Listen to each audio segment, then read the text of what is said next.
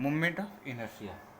जड़त्व आघूर्ण के बारे में हम लोग डीपली डिस्कशन कर चुके हैं, ठीक है। तो अब एक बार फिर से इसको मैथमेटिकली प्रूफ करते हैं। तो वैसे जड़त्व आघूर्ण हमारा होता क्या है? किसी निश्चित अक्ष के चारों ओर घूमती हुई वस्तु का वह गुण जो उसकी वृत्तीय गति में परिवर्तन का विरोध करता है, वस्तु का घूर्णन अक्ष के परितः जड़त्व आघूर्ण कहलाता है, ठीक। तो जड़त्व आघूर्ण यदि हम ठोस वस्तु का निकालते हैं तो उसका जो जड़त्व आघूर्ण निकालते हैं वो उसके द्रव्यमान के आधार पर निकालते हैं, ठीक है। यदि हम किसी अनुप्रस्थ काट का या सतह के अनुप्रस्थ काट का जड़त्व आघूर्ण निकालते हैं तो उस सतह के क्षेत्रफल के आधार पर निकालते हैं, ठीक है।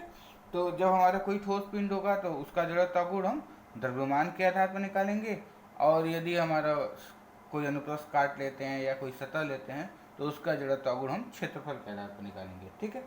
तो हमने इससे पहले वीडियो में बात किया था कि जब हम किसी पिंड को किसी बिंदु के परितः एक बार घुमाते हैं तो वो घूर्ण होता है, लेकिन पुनः एक बार और घुमा दें अर्थात प्रथम आघूर्ण में पुनः लंबवत दूरी से गुणा कर दें तो वही हमारा उस अक्ष के परितः उस पिंड का जड़त्व आघूर्ण होता है, ठीक है। तो अब इसे हम मैथमेटिकली प्रूफ करते हैं। तो मूवमेंट ऑफ इनर्शिया जब हम द्रव्यमान के आधार पर निकाले तो जब द्रव्यमान के आधार पर मूवमेंट ऑफ इनर्शिया निकालते हैं, जड़त्व आघूर्ण निकालते हैं तो उसे द्रव्यमान जड़त्व आघूर्ण बोलते हैं, ठीक है। और जब सतह के आधार पर निकालेंगे तो उसे क्षेत्रफल जड़त्व आघूर्ण बोलेंगे, ठीक है। तो अभी हम द्रव्यमान जड़त्व आघूर्ण पर डिस्कस करते हैं। तो द्रव्यमान जड़त्व आघूर्ण किसे कहते हैं? कि किसी अक्ष के परितः एक पिंड का जड़त्व आघूर्ण उसके द्रव्यमान मतलब पिंड के संपूर्ण द्रव्यमान तथा जिस अक्ष के परितः जड़त्व आघूर्ण निकालना है उसके दूरी के वर्ग के गुणनफल के बराबर होता है, ठीक। तो हमारा कितना आ जाएगा? I बराबर एम के स्क्वायर, जहाँ एम क्या है? उस पिंड का संपूर्ण द्रव्यमान, के क्या है? जिस अक्ष से हम जड़त्व आघूर्ण निकाल रहे हैं उससे उस पिंड की दूरी, और I क्या है? हमारा पिंड का जड़त्व आघूर्ण, ठीक है। तो यदि कोई पिंड है जिसका द्रव्यमान कैपिटल M है और जिस अक्ष से हम निकाल रहे हैं एक्स अक्ष से या वाई अक्ष से उससे उसकी दूरी कैपिटल के हो तो उसका जड़त्व आघूर्ण कितना हो जाएगा? I बराबर एम के स्क्वायर, ठीक है। I बराबर कितना हो जाएगा? m इंटू के स्क्वायर। तो माना कैपिटल M इस पिंड की संपूर्ण द्रव्यमान है, इस पिंड की संपूर्ण द्रव्यमान कितना है? कैपिटल M है, और कैपिटल M पिंड का संपूर्ण द्रव्यमान। तो कैपिटल M ये पिंड है जिसका संपूर्ण द्रव्यमान कैपिटल M है। इस पिंड में एक कण लेते हैं, जिसका एक छोटा कण लेते हैं जिसका द्रव्यमान स्मॉल m है, ठीक है। x y अक्ष से छोटे कण की दूरी है, y x अक्ष से उस कण की दूरी है, ठीक है। ix x अक्ष के परितः जड़त्व आघूर्ण है और iy y अक्ष के परितः जड़त्व आघूर्ण है और ig गुरुत्व केंद्र से गुजरने वाले अक्ष के परितः जड़त्व आघूर्ण है, ठीक है। तो इतना हमारा नोटिफिकेशन है, ठीक है। तो हमारा संपूर्ण द्रव्यमान कैपिटल M है, तो हम इस कैपिटल M को छोटे छोटे टुकड़ों में विभाजित कर लें जिसका मान M हो, तो सभी टुकड़ों को फिर हम जोड़ देंगे तो हमारा क्या हो जाएगा? वो संपूर्ण द्रव्यमान हो जाएगा, कैपिटल M हो जाएगा। तो हम एक छोटा कण लिए, तो हमने क्या लिया? एक छोटा कण लिया जिसका द्रव्यमान क्या है? स्मॉल m है। तो इस छोटे कण को निकालेंगे और फिर लास्ट में सबको क्या करेंगे? जोड़ देंगे, समेशन निकालेंगे, वही हमारा क्या हो जाएगा? जड़त्व आघूर्ण हो जाएगा। तो एक बार हम x अक्ष के परितः निकालेंगे, एक बार y अक्ष के परितः। तो x अक्ष का परितः जड़त्व आघूर्ण कितना हो जाएगा? इस पिंड का, इस कण का जो जड़त्व आघूर्ण कितना हो जाएगा? m, और x अक्ष के परितः इसका डिस्टेंस कितना है? y, और ठीक है, तो परिभाषा से m इंटू अब से दूरी का स्क्वायर, तो m इंटू वाई स्क्वायर, ठीक है। तो संपूर्ण पिंड का, ये तो हमारा इस कण का जड़त्वागुण हो गया, ठीक है, ये m द्रव्यमान के कण का जड़त्वागुण, तो संपूर्ण पिंड का जड़त्वागुण कितना हो जाएगा, आई एक्स बराबर समेशन एम वाई स्क्वायर, ठीक है। तो संपूर्ण पिंड कहाँ से वो निकल जाता है, गुरुत्व केंद्र से जाता है, तो आई एक्स बराबर कितना हो जाएगा हमारा एम, और एम जो है हमारा संपूर्ण पिंड का द्रव्यमान है जो कि जी से जाएगा, तो जी से इसकी दूरी कितनी है एक्स एक्स से k1 या y बार, तो या y बार लिखें या k1 लिखें, ठीक है। तो k1 स्क्वायर, यही हमारा क्या है एक्स एस के परितः द्रव्यमान के आधार पर जड़त्वागुण है। इसी तरह वाई एक्स के परितः निकाल लेंगे, तो वाई एक्स के परितः वाई से दूरी कितनी है एक्स है, तो ये कितना हो जाएगा एम एक्स स्क्वायर। ये आई एक्स क्या है, स्मॉल एम द्रव्यमान का एक्स अक्ष के परितः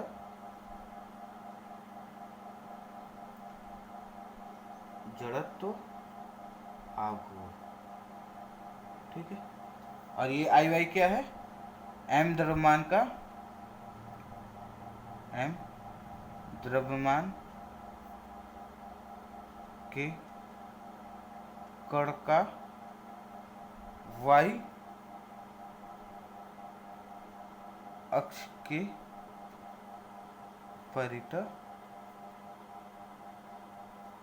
जड़त्व आघूर्ण, तो वाई एक्स के परितः जड़त्व आघूर्ण इस कण का कितना हो जाएगा एम एक्स स्क्वायर। तो संपूर्ण पिंड का जड़त्व आघूर्ण कितना हो जाएगा, संपूर्ण पिंड का जड़त्व आघूर्ण कितना हो जाएगा आई वाई बराबर समेशन एम एक्स स्क्वायर, ठीक है। तो संपूर्ण द्रव्यमान कहाँ से जाएगा, गुरुत्व केंद्र से, तो गुरुत्व केंद्र से इसकी दूरी माना गया है k2 या x बार, तो आई वाई बराबर कितना हो जाएगा संपूर्ण द्रव्यमान इंटू में अक्ष से दूरी, तो ऐसे दूरी कितना है k2 स्क्वायर, ठीक है। तो ये हमारा x अक्ष और y अक्ष के परितः हमने क्या किया, कैपिटल एम पिंड के द्रव्यमान का जड़त्व आघूर्ण निकाल लिया, कितना हो गया एम के स्क्वायर और एम के वन स्क्वायर एक्स अक्ष के परितः और वाई अक्ष के परितः एम के टू स्क्वायर, ठीक है। तो ये हमारा द्रव्यमान जड़त्व आघूर्ण हुआ। अब इसी प्रकार हम क्षेत्रफल जड़त्व आघूर्ण निकालेंगे। तो हमारा द्रव्यमान जड़त्व आघूर्ण एक्स अक्ष के परितः आया एम के वन स्क्वायर और वाई अक्ष के परितः आया एम के टू स्क्वायर। तो इस प्रकार द्रव्यमान जड़त्व आघूर्ण का हम मात्रक निकालेंगे। तो द्रव्यमान जड़त्व आघूर्ण, द्रव्यमान जड़त्व आघूर्ण का मात्रक कितना हो जाएगा, मात्रक द्रव्यमान का किग्रा और के हमारी दूरी है तो मीटर स्क्वायर, ठीक है। तो जब हम द्रव्यमान का मात्रक लेंगे, जब हम द्रव्यमान जड़त्व आघूर्ण लेंगे तब मात्रक हमारा क्या हो जाएगा किलोग्राम मीटर स्क्वायर, और मोमेंट ऑफ इनर्शिया हमारा क्या है एक अदिश राशि है, ठीक है। इस राशि को दिखाने सिर्फ परिमाण की जरूरत पड़ती है, दिशा की जरूरत नहीं पड़ती है, ठीक। अब हम बात करते हैं परिभ्रमण त्रिज्या। तो जिस अक्ष के परितः हम मतलब एक्स अक्ष के परितः या वाई अक्ष के परितः हम जड़त्व आघूर्ण निकालते हैं, तो जो दूरी होती है वही दूरी हमारा क्या कहलाता है परिभ्रमण त्रिज्या कहलाती है। अगर हम एक्स के परितः निकालते हैं और आई एक्स बराबर एम के स्क्वायर, तो के का मान under root I Y by M. अगर वाई एक्स के परितः निकालते हैं तो के का मान under root I Y by M. तो इसको इस प्रकार से परिभाषित किया जा सकता है कि किसी घूर्णन अक्ष के परितः किसी पिंड की परिभ्रमण या घूर्णन त्रिज्या अक्ष से मापी गई वह दूरी है जिसके वर्ग को यदि पिंड के द्रव्यमान m से गुणा किया जाए तो गुणनफल उस अक्ष के परितः पिंड के जड़त्व आघूर्ण के बराबर आता है। या दूसरी भाषा में परिभ्रमण त्रिज्या के जिस अक्ष के परितः जड़त्व आघूर्ण निकालना है वो अक्ष और उसके द्रव्यमान के अनुपात का वर्गमूल होता है। ठीक है, तो ये हमारा परिभ्रमण त्रिज्या हुआ। अब हम डिस्कस करते हैं क्षेत्रफल जड़त्व आघूर्ण। तो क्षेत्रफल जड़त्व आघूर्ण किसी अक्ष के परितः एक क्षेत्रफल का जड़त्व आघूर्ण उसके क्षेत्रफल तथा अक्ष से उसके दूरी के वर्ग के गुणनफल के बराबर होता है। तो I बराबर a के स्क्वायर, जहाँ a क्या है सतह का क्षेत्रफल और k क्या है अक्ष से उस सतह के क्षेत्रफल की दूरी है। ठीक है, तो ये उसी प्रकार है जिस प्रकार हमारा द्रव्यमान जड़त्व आघूर्ण है। बस यहाँ पर अंतर ये है कि जब हमारा ठोस पिंड दिया होगा तो हम द्रव्यमान लेंगे और जब कोई काट या सतह दिया होगा तो उसका क्षेत्रफल लेंगे। ठीक है, और जब हम द्रव्यमान लेते हैं तब हमारा जड़त्व आघूर्ण का मात्रक किग्रा मीटर स्क्वायर होता है, लेकिन जब हम क्षेत्रफल लेंगे तब इसका मात्रक कितना हो जाएगा metre square into metre square, मतलब मीटर के पावर 4। ओके, तो अब इसको भी सिद्ध कर लिया जाए। क्षेत्रफल जड़त्व आघूर्ण भी सेम टू सेम द्रव्यमान जड़त्व आघूर्ण की तरह ही है, तो उसको आप लोग अपने से सिद्ध कर लीजिएगा। ठीक है, अब हम परिभ्रमण त्रिज्या की बात करते हैं। परिभ्रमण त्रिज्या भी वही है, लेकिन वहाँ पर क्या है कि m के स्क्वायर था, I बराबर m के स्क्वायर, यहाँ पर I बराबर a के स्क्वायर, तो k बराबर कितना हो जाएगा यहाँ पर I अपॉन a।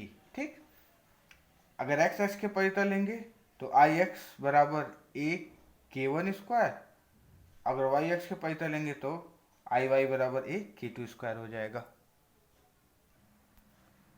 तो परिभ्रमण त्रिज्या भी उसी तरह है जिस तरह से द्रव्यमान का था। तो एक्स अक्ष के परितल जब हमारा क्षेत्रफल जड़त्व आघूर्ण है तो वो कितना है आई एक्स ए k1 स्क्वायर, जहाँ k1 क्या है y अक्ष से एक्स अक्ष से दूरी, और जब हम y अक्ष से लेते हैं तब आई वाई बराबर a k2 स्क्वायर, जहाँ k2 क्या है y अक्ष से दूरी। ठीक है, तब k1 बराबर कितना आ गया रूट एक्स अक्ष के परितल जड़त्व आघूर्ण बटा में क्षेत्रफल, और k2 बराबर क्या हो गया रूट y अक्ष के परितल जड़त्व आघूर्ण बटे में क्षेत्रफल। ठीक है, तो ये हमारा क्या आ गया रेडियस ऑफ जायरेशन आ गया, मतलब ये हमारी मीटर, इसका मात्रा कितना होगा मीटर होगा। तो इसको हम इस प्रकार परिभाषित कर सकते हैं कि किसी अक्ष के परितल किसी क्षेत्रफल की परिभ्रमण त्रिज्या अक्ष से नापी गई वह दूरी है जिसके वर्ग को यदि क्षेत्रफल से गुणा कर दिया जाए तो गुणनफल का मान उस अक्ष के परितल क्षेत्रफल के जड़त्व आघूर्ण के बराबर होगा। ठीक है, तो ये हमारा क्षेत्रफल का जड़त्व आघूर्ण था। ठीक है, क्षेत्रफल और द्रव्यमान दोनों का जड़त्व आघूर्ण एक ही होता है, लेकिन इसमें हम जब हम ठोस पिंड होगा तो हम द्रव्यमान लेंगे और जब सतह होगा तो हम क्षेत्रफल लेंगे। ठीक है, तो नेक्स्ट वीडियो में हम जड़त्व आघूर्ण निकालने के दो प्रमेय हैं, अभिलंब अक्ष प्रमेय परपेंडिकुलर एक्सिस थ्योरम और एक समांतर अक्ष प्रमेय। ठीक है, इन दोनों प्रमेयों की पर डिस्कस करेंगे। ठीक है।